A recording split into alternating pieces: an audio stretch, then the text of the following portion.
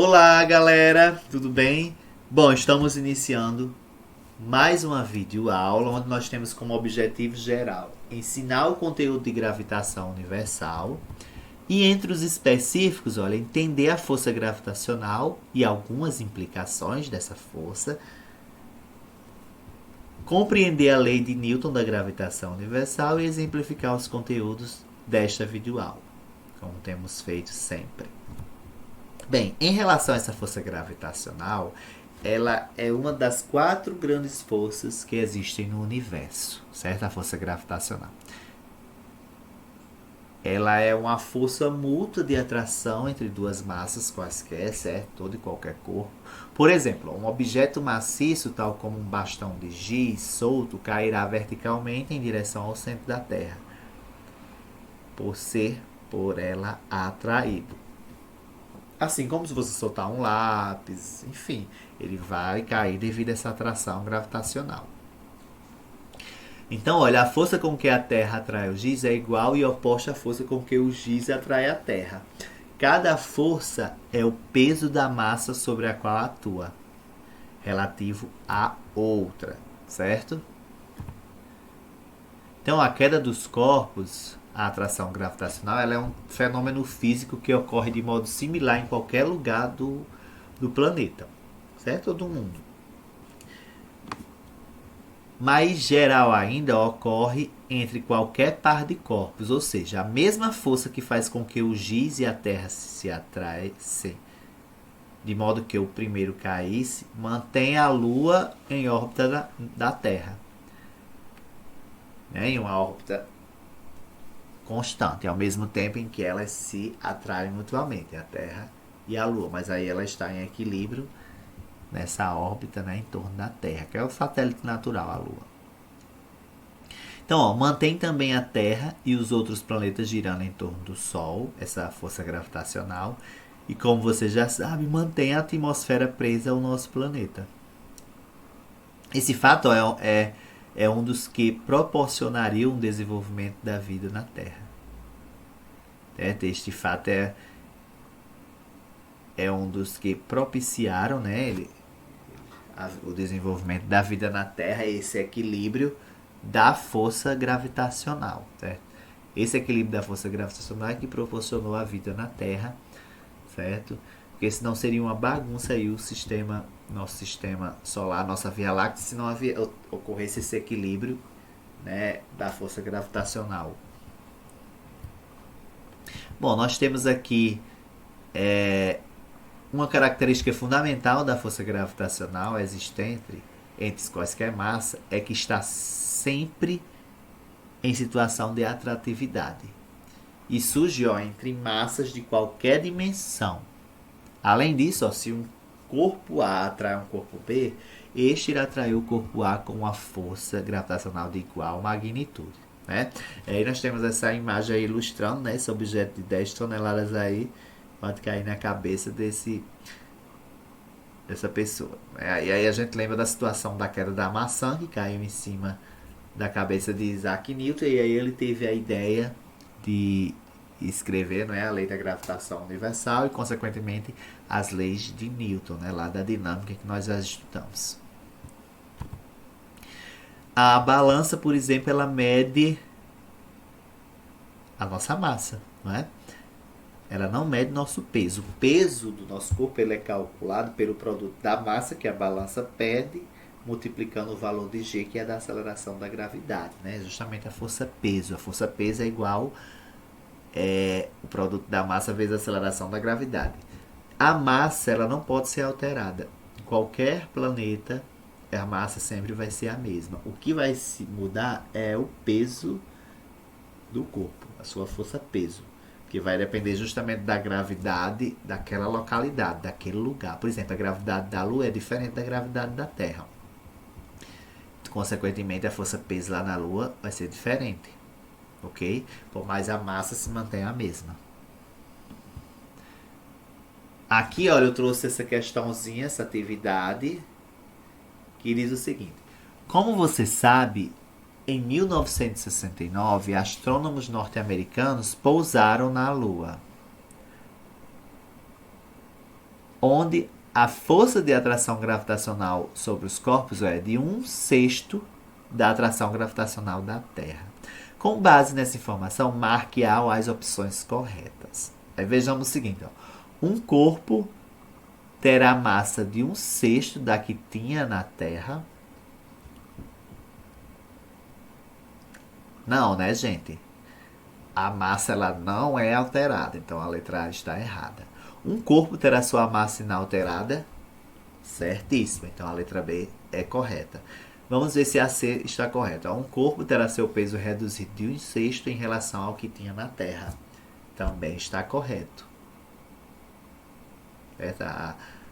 A letra C. O corpo terá seu peso inalterado? Não, está errado. Então a resposta aqui é B e C. Que aí o peso ele vai ser menor em relação à Terra, porque a gravidade da Lua é menor do que a gravidade da Terra, né? A da Lua é 1/6 o valor da gravidade da Terra. Então esse peso ele vai se reduzir também 1/6. Bem, ainda sobre essa força gravitacional, ó, você agora já conhece a força gravitacional e sua relação com o peso de um objeto. E sabe a diferença entre peso e massa, né? Nós sabemos.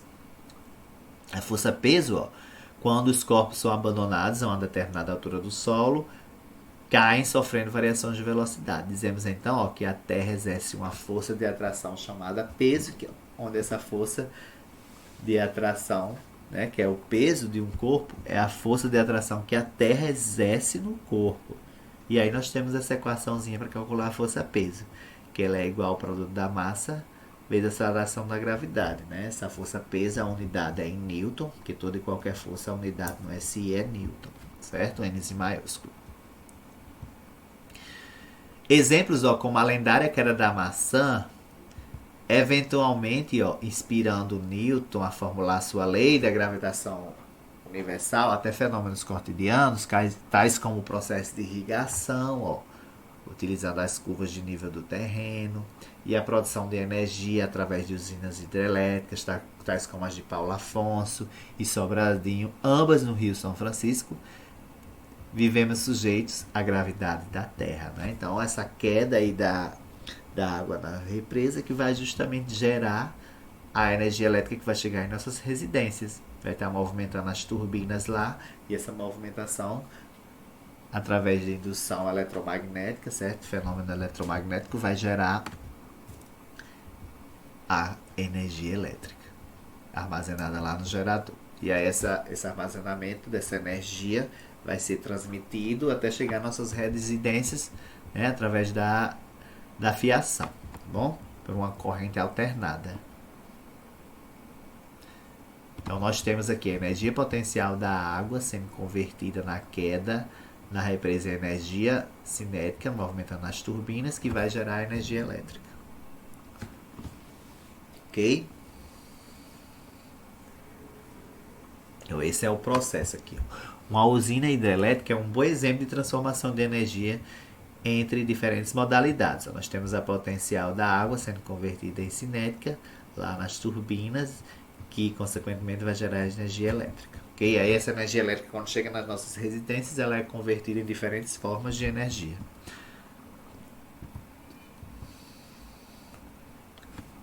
Pegando um pouco da questão ecológica, certo? Do ponto de vista ambiental, por exemplo, a força de atração gravitacional exercida principalmente pela Lua, mas também pelo Sol e outros planetas sobre a Terra, ocasiona a variação periódica do nível dos oceanos, baías, golfos, deltas e estuários, constituindo-se no fenômeno chamado de marés, das marés. E estas são crucialmente determinantes da vida marinha, incluindo a flora e a fauna.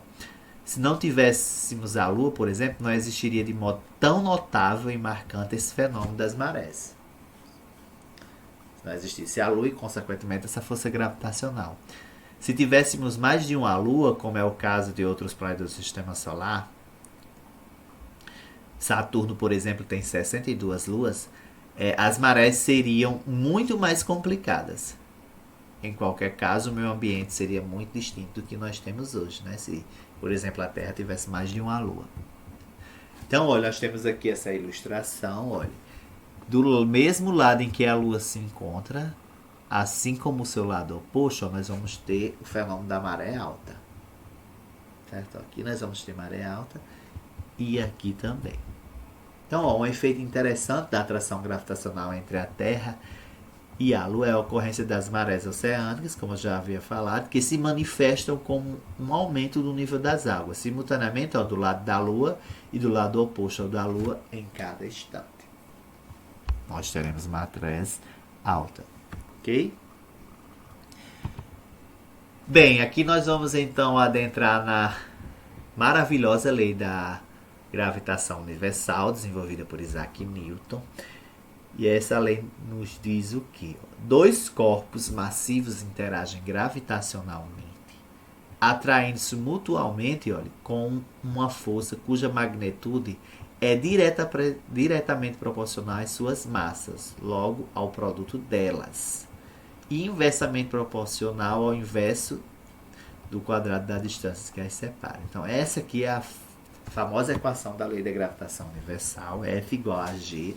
Se G é a constante da gravitação universal, que eu já falo para vocês qual é o valor. M1 e M2 são a massa dos corpos e R é a distância entre esses corpos, que é ao quadrado.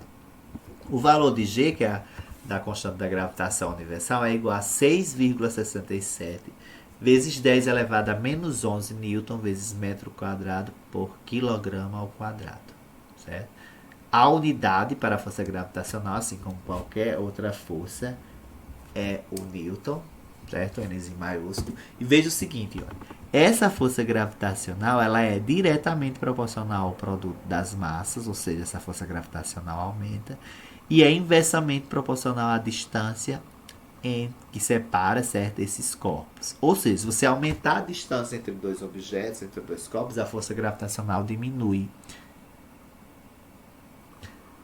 Porque a força gravitacional é inversamente proporcional à distância, certo? E diretamente proporcional ao produto aqui das massas. Belezinha? Bem, então a força gravitacional é a força de atração, né, entre corpos, que nós temos novamente a equação que mostra a atração gravitacional, ilustra a atração gravitacional do Sol com a Terra, né? A massa maior é a da Terra, a massa maior é da Lua não, gente, do Sol. Essa massa aqui maior é do Sol, né? E a massa menor é a da Terra, porque aqui a gente tem a força de atração entre o Sol e a Terra. Com essa ilustração. E R é a distância entre a Terra e o Sol. Ok? Bem, gente, vamos fazer esse exemplo aqui para finalizar essa videoaula. Então, olha, a Lua é um satélite natural que orbita o planeta Terra pela ação da grande força gravitacional exercida pela gravidade terrestre, sendo a massa da Terra igual a 5,972 vezes 10 elevado a 24 kg, né? Veja que é bem alta a massa da Terra. A massa da Lua é 7,32 vezes 10 elevado a 22 kg. E a distância média entre a Terra e a Lua igual a 384.400 quilômetros, que equivale a 3,84 vezes 10 elevado a oitava metros, que nós vamos utilizar justamente esse valor para o cálculo, que é a unidade tal no SI, para a distância em metro. Determine na letra A, olha, a força gravitacional que a Terra exerce sobre a Lua. Letra B, a força gravitacional que a Lua exerce sobre a Terra e o módulo da aceleração adquirida pela Lua e pela Terra. Então nós temos essas três questões para resolver, né? E os dados aí, nós temos aqui o valor de G, né, da constante da gravitação universal, que é igual a 6,67408 vezes 10 elevado a menos 12. A menos 12 não, a menos 11, né? Vezes 10 elevado a menos 11 newton vezes metro quadrado sobre quilograma ao quadrado, tá bom? Bem, então vamos aqui para a resolução. A primeira questão, para calcular a atração gravitacional que a Terra exerce sobre a Lua, nós vamos utilizar a lei da gravitação universal. E aí nós temos aqui a equação, ó, que a força é igual a G, né, a constante da gravitação, e o produto aí das massas da Lua e da Terra. dividido pela distância ao quadrado, né, entre a Lua e a Terra. Então, a constante da gravitação universal G é esse valor, 6,67408 vezes 10 elevado a menos 11, que vai multiplicar o valor da massa da Terra, que é a massa maior, 5,972 vezes 10 elevado a 24, que multiplica 7,32 vezes 10 elevado a 22, dividido por 3,84 vezes 10 elevado a 8 ao quadrado. Então, ó, fazendo essa operação aqui, matemática, nós vamos chegar a um valor de 19,89 vezes 10 elevado a 19 newtons, que fica então uma força gravitacional de aproximadamente 20 vezes 10 elevado a 19 newtons. É importante vocês fazerem essas operações matemáticas aqui para chegar nesse valor, certo, gente? Porque aqui eu já fiz de forma direta. Multipliquei e fiz a divisão, tá bom? Na letra B, olha, de acordo com a terceira lei de Newton, a lei da ação e reação, se a Terra exerce uma força de atração sobre a Lua, esta deve exercer uma força atrativa sobre a Terra de mesmo modo e direção, porém no sentido contrário, né, oposto. Logo, olha, a força que a Lua faz sobre a Terra também é de 20 vezes 10 elevado a 19 newtons, certo? Mesmo módulo.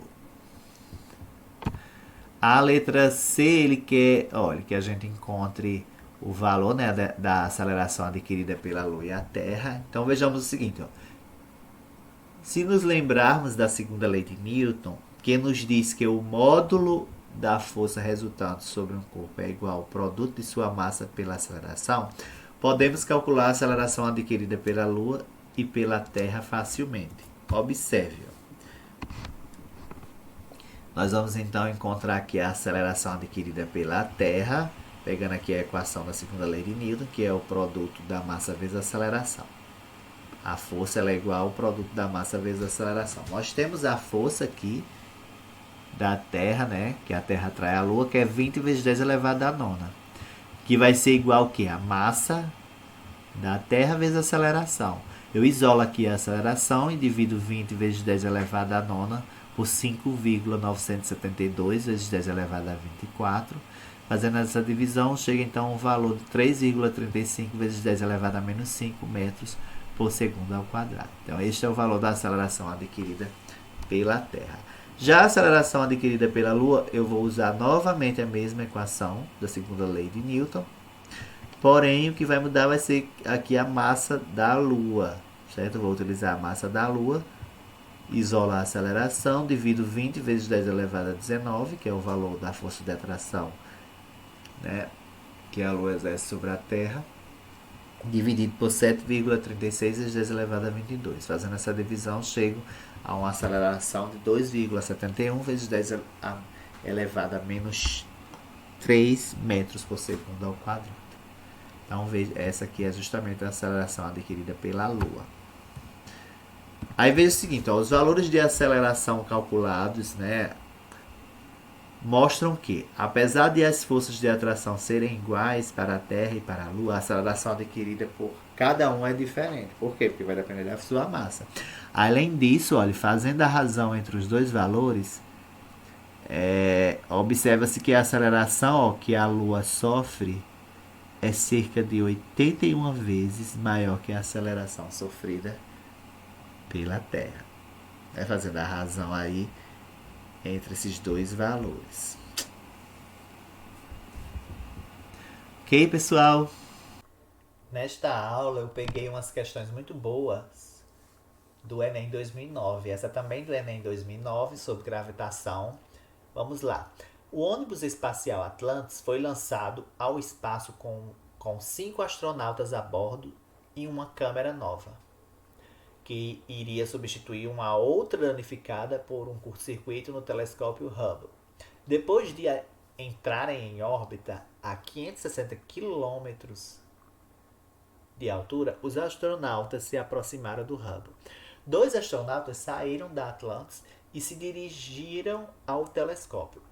Ao abrir a porta de acesso, um deles exclamou: "Esse telescópio tem a massa grande, mas se o peso é pequeno. Considerando o texto e as leis de Kepler, pode-se afirmar que a frase dita pelo astronauta, certo? Então a gente vai considerar aqui as leis de Kepler, que eu já expliquei para vocês nessa aula, na questão anterior. Letra A, certo? Então, a frase se justifica porque o tamanho do telescópio determina a sua massa, enquanto que seu pequeno peso decorre da falta da ação da aceleração da gravidade. Letra B. Se justifica ao verificar que a inércia do telescópio é grande comparada à dele próprio e que o peso do telescópio é pequeno, porque a atração gravitacional criada por sua massa era pequena. Letra C. Não se justifica a frase dita pelo astronauta, porque a avaliação da massa e do peso de objetos em órbitas tem por base as leis de Kepler, que não se aplicam a satélites artificiais. Letra D. Não se justifica porque a força-peso e a força exercida pela gravidade terrestre, neste caso, sobre o telescópio, e é a responsável por manter o próprio telescópio em órbita. Certo? Então, letra E, agora, não se justifica, pois a ação da força-peso implica a ação de uma força de reação contrária, que não existe naquele ambiente. A massa do telescópio poderia ser avaliada simplesmente pelo seu volume. Então a gente tem aí a imagem da questão, certo? Que foi extraída da prova do Enem. Vamos para a sua resolução. A resolução da questão, ela vai ter que remeter a alguns conceitos aí do ramo da mecânica, do movimento circular e uniforme, quando, por exemplo, nós falamos da aceleração centrípeta, certo? Que ela vai depender do raio, né, de órbita desse, no caso desse planeta, ou de qualquer outro corpo, certo? No caso que a gente está tratando do satélite Hubble. Devemos afirmar, então, olha, que a frase dita pelo astronauta ela é falsa, certo? Então, ela não se justifica. O telescópio sofre a ação da força gravitacional da Terra. E é essa força que vai mantê-lo em uma órbita circular, caracterizando um movimento circular, certo? Não é um movimento elíptico, como é abordado pela lei de Kepler. Então, ele não se justifica pela lei de Kepler. Nesse movimento circular, a força gravitacional corresponde à força centrípeta. Logo, a aceleração gravitacional corresponde à aceleração centrípeta. É importante até, de repente, vocês pesquisarem um pouco mais sobre essa aceleração, certo? Que vai depender da velocidade linear do Hubble, né, do satélite aí, e do seu raio de órbita em relação à Terra, certo? Então, para um corpo, uma pessoa dentro desse telescópio, o dito peso aparente tem valor nulo devido à distância com a superfície. E por isso o astronauta flutua dentro do telescópio. Então a resposta, letra D de dado. Então estas são as referências da videoaula. Fiquem atentos às atividades obrigatórias e um abração.